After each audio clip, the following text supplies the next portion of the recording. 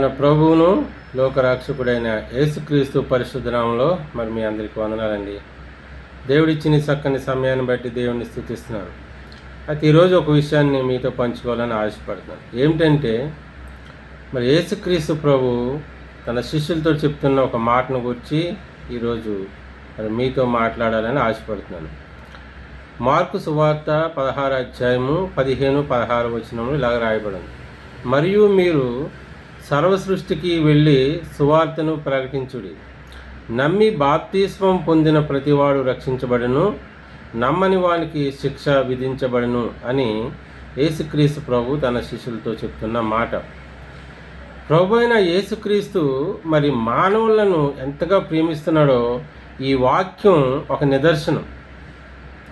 ఎందుకంటే దేవుడు యేసుక్రీస్తును ఏ ఉద్దేశంతో అయితే మరి లోకానికి పంపాడో ఆ ఉద్దేశాన్ని అంతటిని జరిగించి మరి వెళ్ళిపోతూ మరలా శిష్యులతోటి మీరు సర్వసృష్టికి వెళ్ళి సువార్తను ప్రకటించుడి అని యేసుక్రీస్తు ప్రభు తన శిష్యులతో చెప్తున్నాడు. ఎందుకు ఈ మాట చెప్పాడు అంటే అంతటా అందరూ మారు మనసు పొందాలని యేసుక్రీస్తు ప్రభు యొక్క ఉద్దేశం. ఎవరూ నశించిపోకూడదు, అంతటా అందరూ రక్షించబడాలని దేవుని యొక్క ఉద్దేశం. అయితే శిష్యులకు ఈ ఆజ్ఞ జారీ చేశాడు. ఈ ఆజ్ఞ మరి యేసుక్రీస్తు ప్రభు శిష్యులకే కాదు, కానీ ఈరోజు యేసుక్రీస్తు ప్రభువుని అంగీకరించి మరి రక్షింపబడిన ప్రతి ఒక్కరికి కూడా ఈ ఆజ్ఞ వర్తిస్తుంది. అంటే సర్వ సృష్టికి వెళ్ళి సువార్త ప్రకటించుడి అని శిష్యులతో ఏదైతే చెప్పాడో ఆ బాధ్యత శిష్యులతో పాటు ఆయన్ని మరి నమ్మిన వారందరి మీద, రక్షణ పొందిన వారందరి మీద కూడా ఆ బాధ్యత ఉంది. ఈరోజు మనం అందరం కూడా రక్షణ పొందిన మన అందరం కూడా ఆయన శిష్యులమే. ఇది మన జ్ఞాపకం చేసుకోవాలి ప్రియమైన దేవుని వారులారా. అయితే అలాగా సువార్త మనం అందరూ ప్రకటించాలి, ఆ బాధ్యత మన అందరి మీద ఉంది. అలా సువార్త ప్రకటించబడినప్పుడు ఎవరైతే నమ్మి బాప్తిస్మం పొందుతారో వారు రక్షింపబడినని వాక్యం సెలవిస్తుంది. నమ్మని వారికి శిక్ష విధింపబడినని వాక్యం సెలవిస్తుంది. ప్రియమైన దేవుని వారులారా, ఈరోజు మనం ఆలోచన చేయాలి. ఇప్పుడు మనం నమ్మాలి. ఏం నమ్మాలి అంటే సత్యాన్ని నమ్మాలి. ఈరోజు ఈ లోకం అసత్యాన్ని నమ్మినంత ఈజీగా, సులభంగా సత్యాన్ని నమ్మడం లేదు. ఏంటి ఆ సత్యం అని మనం ఆలోచన చేస్తే యేసుక్రీస్తు ప్రభువే సత్యం. ఆయన మాటే సత్యం, ఆయన వాక్యమే సత్యం. ఇది మనం అందరం నమ్మాలి. కానీ మరి ఈరోజు మనం నమ్ముతలేదు. రోజు మందిరానికి వస్తాం, వాక్యం వింటాం, కానీ నమ్మం. ఇదే విషయాన్ని యెషయా గ్రంథంలో మరి 6వ అధ్యాయము 9వ వచనంలో కూడా దేవుడు చెప్తున్న మాట ఏంటంటే, ఆయన నీవు పోయి జనులతో మరి ఇట్లనుము, మీరు నిత్యము వినుచుందురు కానీ గ్రహింపకుందురు, నిత్యము చూచుచుందురు కానీ మీరు తెలుసుకొనకుందురు, మీరు కన్నులతో చూచి చెవులతో విని హృదయంతో గ్రహించి మనసు మార్చుకొనరు అని యెషయా భక్తుడితో దేవుడు తన ప్రజలను గూర్చి చెప్తున్న మాట. ఈ దేవుని వల్ల ఈరోజు మనం కూడా అలాగే ఉన్నాం. నెలల తరబడి, వారాల తరబడి, సంవత్సరాల తరబడి దేవుని మందిరానికి వెళ్తుంటాం, కానీ దేవుని యొక్క వాక్యాన్ని మనం వింటాం, దేవుని యొక్క వాక్యాన్ని మనం ప్రకటిస్తుంటాం, దేవుని యొక్క వాక్యాన్ని మనం చదువుతుంటాం, కానీ వాక్యాన్ని మనం ఎవరం కూడా ఫాలో అవ్వం. వాక్యానుసారమైన జీవితాన్ని మనం ఎవరం కూడా జీవించం. ప్రియ దేవుని వల్ల అంటే దేవుని మందిరానికి వెళ్తున్నాం, కానీ దేవుడి మాటలు వింటున్నాం, కానీ దేవుడి మాటలు చదువుతున్నాం, కానీ మనం ఎవరం సరిగ్గా వాక్యాన్ని మనం నమ్మడం లేదు. అంటే యేసుక్రీస్తుని నమ్మడం లేదు. ఈ లోకంలో మనం అందరం కూడా అసత్యాన్ని ఈజీగా నమ్ముతాం, కానీ ఆ సత్యవంతుడైన యేసుక్రీస్తు మాటలను మనం నమ్ముతలేదు. నిజంగా ఆ రోజు శిష్యులు కూడా మరి 3.5 సంవత్సరాలు ప్రభుతో ఉన్నారు, ఆయనతో తిన్నారు, ఆయనతో తిరిగారు, ఆయన చేసిన అద్భుతాలు, ఆయన చేసిన ఆశ్చర్య కార్యాలన్నిటినీ చూశారు, ఆయన మాటలు విన్నారు, కానీ ఆయనను నమ్మలేదు ప్రియదేవుని వల్ల. అవునండి. కానీ రోమా సైనికులు యేసుక్రీస్తు ప్రభు మాటలు నమ్మారండి. ఇది అద్భుతం కదా.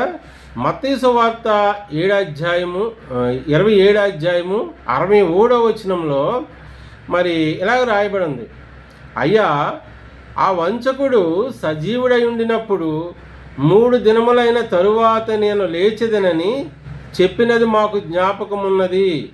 కాబట్టి ఇగో ఈ 3 రోజులు కూడా ఆయన సమాధిని మనం బాగా భద్రం చేయాలి అని ఆ రోమా సైనికులు ఆ యొక్క అధికారితోటి చెప్తున్నారు ప్రియదేవుని వాళ్ళ.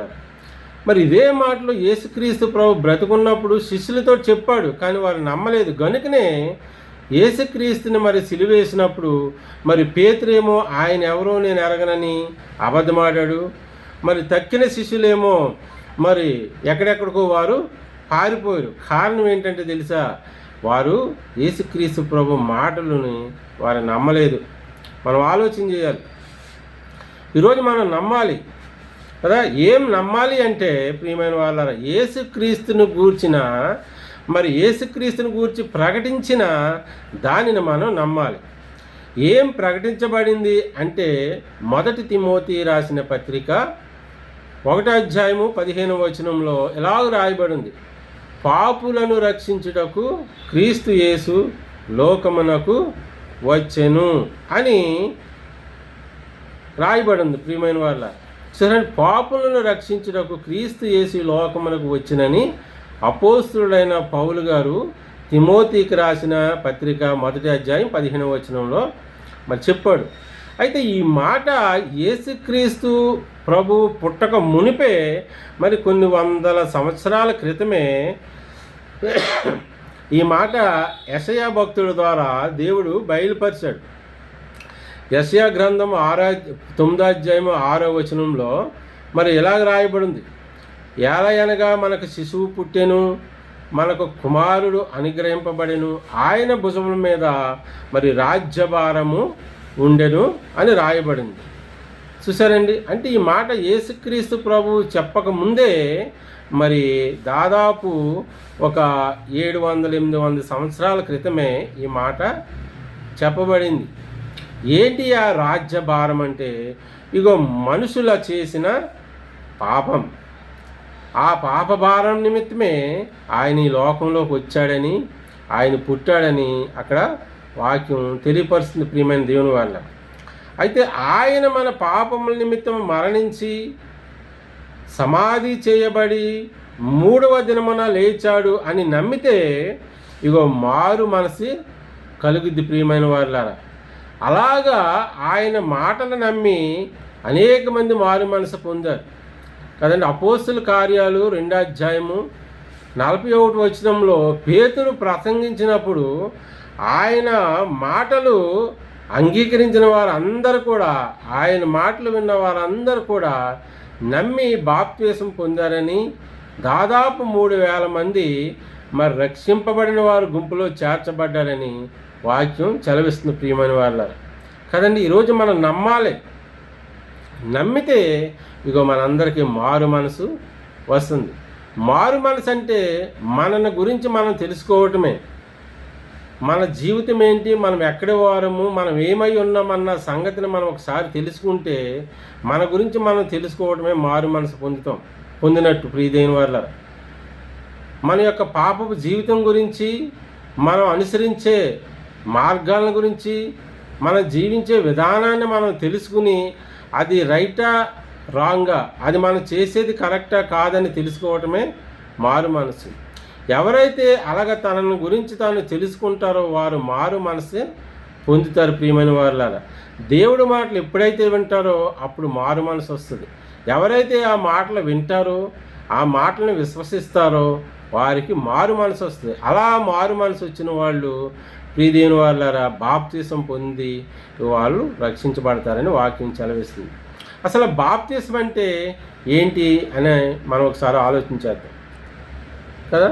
ఈరోజు అసలు బాప్తిసం అంటే మన పాత స్వభావాన్ని, మన పాపపు ఆలోచనలు సమాధి చేయటమే బాప్తిసం అంటే కదా. యేసుక్రీస్తు ప్రభువు మరి సిలువ ద్వారా మన పాపములను, పాపపు ముళ్ళును సమాధి చేశాడో తన మరణం ద్వారా, అలాగే మనం కూడా మన పాపముల విషయంలో ఆయన మరణంలో పాలు పొందటమే బాప్తిసం అంటే కదండి. అంతేకాదు, బాప్తిసం అది ఒక ఆజ్ఞ కూడా, మనకి దేవుడిచ్చిన ఆజ్ఞ కూడా.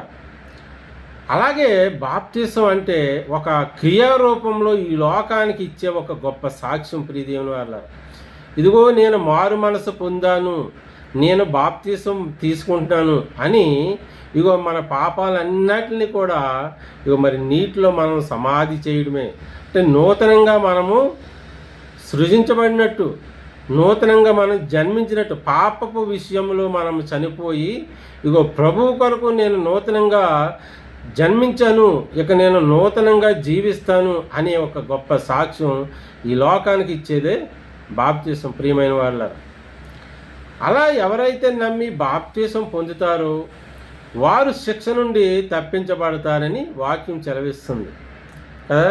ఏంటి ఆ శిక్ష అని మనం ఈరోజు ఆలోచన చేస్తే, మానవుడు పాపం చేసినప్పుడు దేవుడు మానవుడికి శిక్ష విధించాడు. మానవుడు దేవుని యొక్క మాటను అతిక్రమించి దేవునికి విరోధంగా పాపం చేసినప్పుడు దేవుడు మానవుడికి ఒక శిక్ష వేశాడు. ఆ శిక్షే మరణశిక్ష. ప్రియమైన వాళ్ళ, మరణశిక్ష దేవుడు వేశాడు. అయితే ఈ మరణశిక్ష ఇగో రెండు రకాలుగా ఉంది. మనం ఆలోచన చేస్తే ఈ మరణశిక్ష రెండు రకాలుగా మనిషి జీవితంలో ఉంది. ఒకటి శరీర సంబంధమైన మరణశిక్ష. ఈ మరణశిక్ష మనిషి దేవుని ఆజ్ఞను అతిక్రమించి ఇగో మీరు తినవద్దు అన్న పండును తిన్నప్పుడు దేవుడు శరీరానికి వేసిన శిక్షే ఈ శరీర సంబంధమైన మరణశిక్ష. ప్రియదేవుని వల్ల ఇది మార్పు లేనిది. ఈ శిక్షను ఇంకెవరూ తప్పించలేరు. ఈ భూమి మీద శరీరధారిగా పుట్టిన ప్రతి ఒక్క మనిషి కూడా ఈ శిక్షను అనుభవించాలి, మరణశిక్ష. ఇది శరీర సంబంధమైన మరణశిక్ష. ఎందుకంటే ఏ శరీరం కోసం దేవుని యొక్క ఆజ్ఞను మానవుడు అతిక్రమించాడో ఆ శరీరానికి దేవుడు వేసిన మార్పు లేని శిక్ష. ఇది సృష్టికర్త అయిన సుప్రీము ఇంకా స్టాంప్ వేశాడు. ఇంకా ఆ శిక్షని ఎవరు మార్చలేరు. అది మార్పు లేని శిక్ష. ప్రియదేవుని వల్ల అందరూ మరణించాలి, ఇంకా దాని నుండి తప్పించుకునేవారు ఎవరు కూడా లేరు. ఇది శరీర సంబంధమైన మరణశిక్ష. అయితే రెండవది ఇగో ఆత్మ సంబంధమైన మరణశిక్ష. ఈ ఆత్మ సంబంధమైన మరణశిక్ష ఎక్కడ మనకు కనపడుతుందంటే ఇగో ప్రకటన గ్రంథం 20 అధ్యాయంలో 12, 13, 14 వచనాలు చూస్తే ఎలాగ రాయబడి ఉంది. ప్రియమైన వాళ్ళ, మరియు గొప్పవారేమి కొద్దివారేమి మృతులైన వారు అందరూ ఆ సింహాసనము ఎదుట నిలవబడి ఉండుట చూచితిని. ఇది మరి యోహాను భక్తుడు మరి పరవశుడై ఉన్నప్పుడు దేవుడు ఆయనకు చూపించిన దర్శనాలు. అప్పుడు గ్రంథములు విప్పబడెను, మరియు జీవ గ్రంథమును వేరొక గ్రంథమును విప్పబడెను. ఆ గ్రంథముల యందు వ్రాయబడి ఉన్న వాటిని బట్టి తమ క్రియల చొప్పున మృతులు తీర్పు పొందిరి. అలాగే 13వ వచనం, సముద్రము తనలో ఉన్న మృతులను అప్పగించెను, మరణమును పాతాళలోకమును వాటి వశముననున్న మృతులను అప్పగించెను, వారిలో ప్రతివాడు తన క్రియల చొప్పున తీర్పు పొందెను అని రాయబడింది. అలాగే 14వ వచనం కూడా చదివితే, మరణమును మృతుల లోకమును అగ్నిలో పడవేయబడును, ఈ అగ్నిగుండము రెండవ మరణము. ఇలాగ రాయబడింది. ప్రియదేవుని వాళ్ళ, అంటే ఆత్మకు కూడా ఒక మరణం ఉంది, ఆత్మకు కూడా మరణ శిక్ష ఉందని వాక్యం తెలియపరుస్తుంది. ప్రియదేవుని వాళ్ళ, అయితే ఈరోజు మనం ఆలోచన చేయాలి. ఈ యొక్క రెండవ మరణం ఆత్మ సంబంధమైనది. దీనిని మనం తప్పించుకోవచ్చు. మొదటి మరణం శరీర సంబంధమైనది. దానిని అందరూ పొందాలి, ఎవరూ తప్పించుకోవడానికి అవకాశం లేదు. కీర్తనకారుడు కూడా అదే అంటున్నాడు కదా, మరణము చూడక బ్రతుకు నరుడెవరు అని. అంటే భూమి మీద పుట్టిన ప్రతి ఒక్కడు కూడా ఒకరోజు మరణించాలి కదండి. మరి 969 సంవత్సరాలు బ్రతికిన మెతుషెల మరణించాడు. 962 సంవత్సరాలు బ్రతికిన హేరోదు మరణించాడు. 950 సంవత్సరాలు బ్రతికిన నోవాహు మరణించాడు. దేవుని కుమారుడై ఉన్న యేసుక్రీస్తు శరీరధారి ఈ లోకంలో పుట్టినందుకు ఆయన కూడా మరణించాడు. అయితే దీన్ని బట్టి మనం ఆలోచన చేయాలి. ఈ భూమి మీద పుట్టిన ప్రతి ఒక్క మనుషుడు కూడా ఇగో మరణించాలి ప్రియమైన వాళ్ళ. ఇది మొదటి మరణం. దీన్ని ఎవరు తప్పించుకోవడానికి అవకాశం లేదు. కానీ ఈ రెండో మరణాన్ని మనం తప్పించుకోవచ్చు. దేవుడు మనకు ఒక అవకాశం ఇచ్చాడు. అదేంటంటే, ఎవరైతే మరి దేవుని వాక్యాన్ని విని విశ్వసించి మారు మనసు పొంది ఇగో తమ పాపముల నిమిత్తము మారు మనసు పొంది బాప్తీసం పొందుతారో, అలా పొందిన ప్రతి ఒక్కరు కూడా ఈ రెండో మరణాన్ని తప్పించుకుంటారు ప్రియమైన వాళ్ళ కదండి. ఎవరైతే మరి మారు మనసు పొందక బాప్తీసం పొందక మరి రక్షించబడరో వారైతే ఇగో శిక్షించబడతారని వాక్యం సెలవిస్తుంది. మారు మనసు పొందిన ప్రతి ఒక్కరూ, బాప్తీసం పొందిన ప్రతి ఒక్కరు కూడా రక్షింపబడును అని వాక్యం సెలవిస్తుంది. ఎవరైతే అలాగా మారు మనసు కలిగి బాప్తీసం పొందుతారో వారు రక్షించబడతారు. ఇగో నరకాన్ని నుండి తప్పించుకుని నిత్య జీవానికి వెళ్తారు ప్రియమైన వాళ్ళ. అలాగే మారు మనసు పొందకుండా, దేవుని వాక్యాన్ని వినకుండా, దేవుణ్ణి నమ్మకుండా ఎవరైతే రక్షణ పొందరో, ఎవరైతే బాప్తీసం తీసుకోరో వారు శిక్షకు పాత్రులని, ఆ శిక్ష నిత్య నరకాగ్ని అని వాక్యం తెలియపరుస్తుంది. మరి ఈరోజు మనం అందరం కూడా దేవుని యందు విశ్వాసం ఉంచి నిజమైన దేవుణ్ణి మనం ఎరిగి మన పాపముల నిమిత్తమై మనం మారు మనసు పొంది బాప్తీసం తీసుకుని రక్షించబడితే మనం అందరం కూడా నిత్య జీవాన్ని మనం పొందుకుంటాం. అలాగే మనం అందరం నిత్య జీవాన్ని పొందుకోవాలని మరి దేవుణ్ణి కోరుకుంటూ నేను ఈ యొక్క మాటలను ముగిస్తున్నాను. దేవుడు తన మాటలు దీవించునుగాక. ఆమేన్.